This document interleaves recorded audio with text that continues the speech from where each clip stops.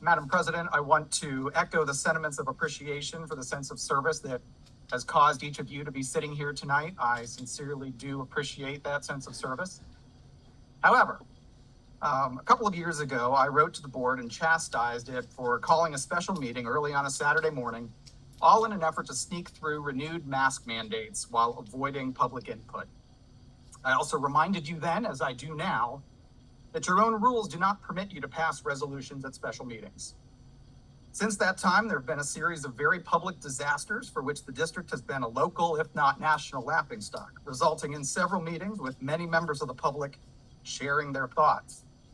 In response, the board then cut by 40% the amount of time available for a person to address the board. This also followed the listen, learn, lead sessions. Rather ironic. As I said to you then, a better way to avoid lengthy feedback sessions would be to stop doing ridiculous things. Well, you've apparently ignored my suggestion. Never ones to pass up the opportunity to unnecessarily divide us. Last week, you held another special meeting, again eschewing any opportunity for public feedback, and passed what is either the most pointless resolution ever, or one that essentially declared war on Ohio law.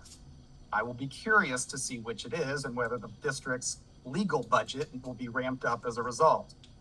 In that resolution, again passed without public comment, the board boldly declared an intent to support all students. Now, if the board feels that HB 68 somehow makes supporting all students impossible, then its resolution declared an intent to flout Ohio law.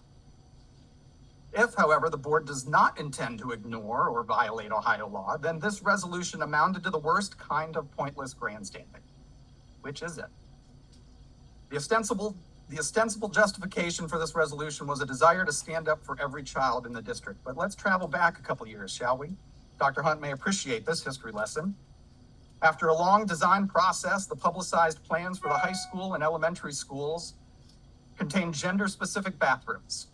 At the last minute, without public comment, without public input, and without announcing it publicly, the designs were changed to be quote-unquote gender neutral.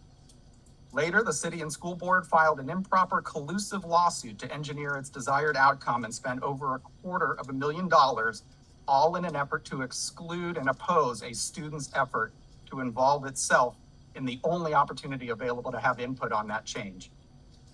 In fact, later, a long-serving and well-respected member of the Ohio Board of Building Appeals exposed the extent of the falsehoods and misrepresentations that were made on this district's behalf to that board in seeking its permitting.